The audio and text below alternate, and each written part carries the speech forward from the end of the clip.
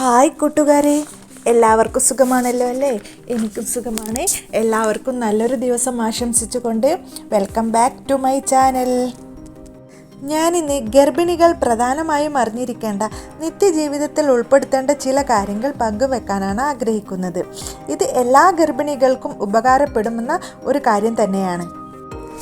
ആദ്യത്തെ ഗർഭം അത് എല്ലാവരും ആഘോഷമാക്കും അല്ലേ? സന്തോഷത്തിൻ്റെ കാര്യത്തിലായാലും കെയറിങ്ങിൻ്റെ കാര്യത്തിലായാലും അതേപോലെ ഭക്ഷണത്തിൻ്റെ കാര്യത്തിലായാലും നമ്മൾ വളരെ ശ്രദ്ധ പുലർത്തുന്ന ഒരു സമയമായിരിക്കും ആദ്യത്തെ ഗർഭം എന്നത്.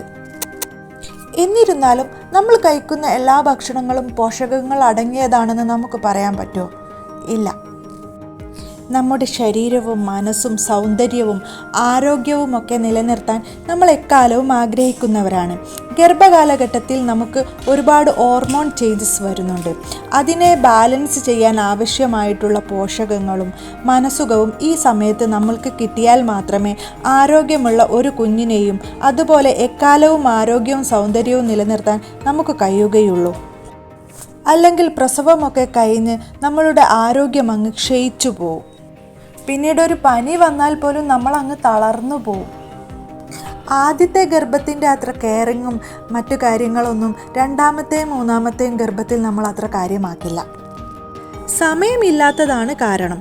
ചിലർക്ക് ജോലി തിരക്കാവും, ചിലർക്ക് മൂത്ത കുട്ടിയെ നോക്കണം, ഭർത്താവ്, പേരൻസ്, കുടുംബം, ഇങ്ങനെ പോകും. പല പല ബാധ്യതകളായിരിക്കും ഇവരുടെ മനസ്സിൽ. ഇത്തരം കാര്യങ്ങൾ കൃത്യമായി ചെയ്തു വരുമ്പോഴേക്കും സ്വന്തം കാര്യം അങ്ങ് മറന്നു പോകും. പലപ്പോഴും മറ്റാരെങ്കിലും പറയുമ്പോഴോ ജോലി ചെയ്ത് ക്ഷീണിച്ച് ഒരിടത്തിരിക്കുമ്പോഴോ ഒക്കെ ആയിരിക്കും താനൊരു ഗർഭിണിയാണെന്ന കാര്യം പോലും പുള്ളി ഓർക്കുന്നത്. ജോലിക്ക് പോകുന്നത് കൊണ്ടോ വീടും കുട്ടിയുമെല്ലാം ശ്രദ്ധിക്കുന്നത് കൊണ്ടോ ഒരു കുഴപ്പവുമില്ല. അതിനിടയിലും നാം നമ്മളുടെ കാര്യവും ശ്രദ്ധിക്കണമെന്ന് മാത്രം. മരണം വരെ ആരോഗ്യമായിരിക്കേണ്ടത് നമ്മളുടെ അത്യാവശ്യം തന്നെയാണ്. അതിനുവേണ്ടി പ്രഗ്നൻസി സമയത്ത് വേണ്ടുവോളം പരിചരണവും ശ്രദ്ധയും കൊടുക്കേണ്ടത് അത്യാവശ്യമാണ്. ഇത്തരം കാര്യങ്ങളൊക്കെ കൃത്യമായി ചെയ്താൽ മാത്രമേ നമുക്ക് ആരോഗ്യവും സൗന്ദര്യവും ബുദ്ധിയുമുള്ളൊരു കുഞ്ഞിനെ ലഭിക്കുകയുള്ളൂ. നിങ്ങൾ ആരെങ്കിലും എൻ്റെ വീഡിയോ സബ്സ്ക്രൈബ് ചെയ്യാതെ കാണുകയാണെങ്കിൽ ഒന്ന് സബ്സ്ക്രൈബ് ചെയ്ത് സപ്പോർട്ട് ചെയ്യണേ. ഗർഭകാലത്ത് ശ്രദ്ധിക്കേണ്ട കാര്യങ്ങൾ എന്താണെന്ന് നോക്കാം. അതിലൊന്നാമത്തെ കാര്യമാണ് ഭക്ഷണം. ഭക്ഷണം നമ്മളെ ശരീരത്തിലെത്തണം. അത് പോഷകങ്ങൾ അടങ്ങിയ ഭക്ഷണങ്ങളായിരിക്കണമെന്ന് മാത്രം.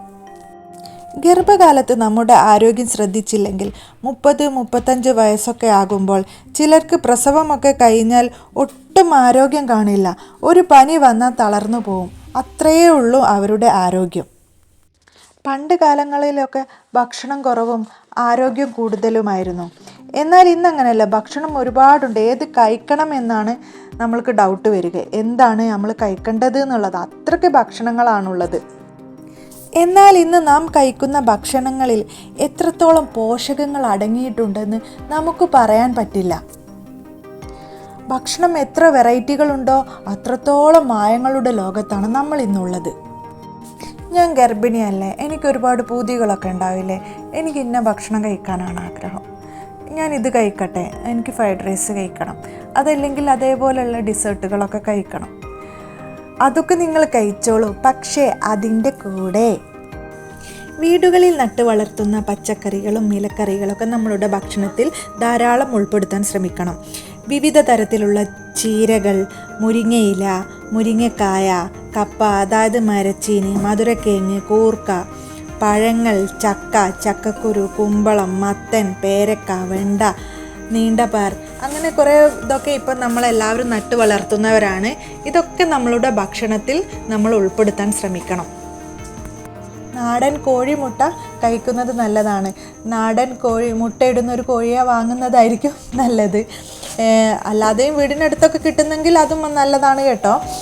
അതേപോലെ തന്നെ നമ്മളെ വീട്ടിലോ വീടിനടുത്തൊക്കെ പശുവും പാല് കിട്ടുന്നുണ്ടെങ്കിൽ പശുവും പാലും മാട്ടിൻ പാലൊക്കെ കുടിക്കുന്നത് നല്ലതാണ്. അതേപോലെ തന്നെ ഈ പശുവിനെ വളർത്തുന്ന വീട്ടിൽ നല്ല വെണ്ണയൊക്കെ കിട്ടും. ഇതൊക്കെ നമ്മളെ ഭക്ഷണത്തിൽ ഉൾപ്പെടുത്തുന്നത് വളരെ നല്ലതാണ്. പിന്നെ വേണ്ടത് ധാരാളം വെള്ളം കുടിക്കുക എന്നതാണ്. നമ്മളുടെ ജോലി തിരക്കിനിടയിലും നമ്മളെ വീട്ടുപണിക്കിടയിലും പിന്നെ മറ്റു കാര്യങ്ങൾക്ക് കുട്ടികളെ നോക്കുന്നതിനിടയിലൊന്നും നമുക്ക് വെള്ളം കുടിക്കാൻ നമ്മളോട് മറന്നുപോകും. അതുകൊണ്ട് തന്നെ നമ്മൾ ജോലി ചെയ്യുന്ന സ്ഥലത്ത്, അതേപോലെ തന്നെ കിച്ചണിൽ നമ്മൾ വർക്ക് ചെയ്യുന്നിടത്ത്, നമ്മൾ കണ്ണും കൈയൊക്കെ എത്തുന്ന ഇടത്ത് തന്നെ, അതേപോലെ തന്നെ നമ്മൾ റെസ്റ്റ് ചെയ്യുന്നൊരിടത്ത് നമ്മളെപ്പോഴും ഒരു ബോട്ടിൽ വെള്ളം വെക്കുന്നത് നല്ലതാണ്. വെള്ളം കുടിക്കുമ്പോൾ നമ്മൾ ഇരുന്ന് കുടിക്കാൻ ശ്രമിക്കണം. കാരണം അതാണ് നമ്മളുടെ ആരോഗ്യത്തിന് നല്ലത്. പുറത്തുനിന്ന് വാങ്ങുന്ന പച്ചക്കറികളും ഫ്രൂട്ട്സുകളും ഉപ്പും മഞ്ഞളും ഇട്ട് വെച്ച് നന്നായി കഴുകി വൃത്തിയാക്കിയതിന് ശേഷം മാത്രം ഉപയോഗിക്കുക.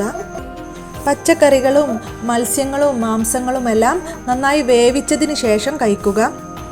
ഡ്രൈ ഫ്രൂട്ട്സുകളൊക്കെ തലേന്ന് വെള്ളത്തിലിട്ട് കുതിർത്തതിന് ശേഷം ആ വെള്ളത്തോട് കൂടി കുടിക്കുന്നതാണ് നല്ലത്.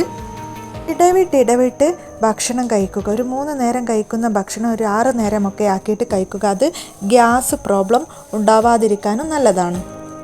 നല്ല അറിവുകൾ നൽകുന്ന പുസ്തകങ്ങൾ വായിക്കുകയും ഐഡിയാപരമായിട്ടുള്ള ആക്ടിവിറ്റീസ് ചെയ്യുകയും ചെയ്യുന്നത് നല്ലതാണ്. ഇത് നമ്മുടെ കുഞ്ഞിൻ്റെ ബുദ്ധി വളർച്ചയ്ക്ക് ഏറെ ഉപകാരപ്പെടും. വേദനിപ്പിക്കുന്നതും സങ്കടപ്പെടുത്തുന്നതുമായിട്ടുള്ള, സമൂഹത്തിന് ആവശ്യമില്ലാത്തതുമായിട്ടുള്ള കാര്യങ്ങൾ കാണുകയും ചിന്തിക്കുകയും ചെയ്യുന്നത് നല്ലതല്ല. മൊബൈൽ ഫോണിൻ്റെ ഉപയോഗം കുറയ്ക്കുന്നത് നല്ലതാണ്.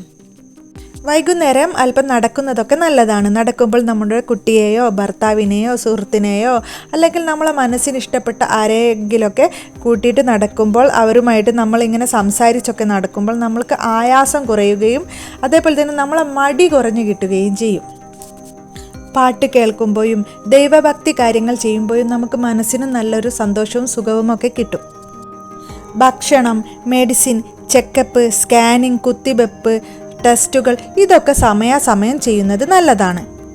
സാധാരണ ഗർഭിണികൾക്കുണ്ടാവുന്ന അസ്വസ്ഥതയിൽ കൂടുതൽ എന്തെങ്കിലും നിങ്ങൾക്ക് തോന്നി തുടങ്ങിയാൽ ആ നിമിഷം തന്നെ നിങ്ങളൊരു ഡോക്ടറെ സഹായം തേടേണ്ടത് അത്യാവശ്യമാണ്.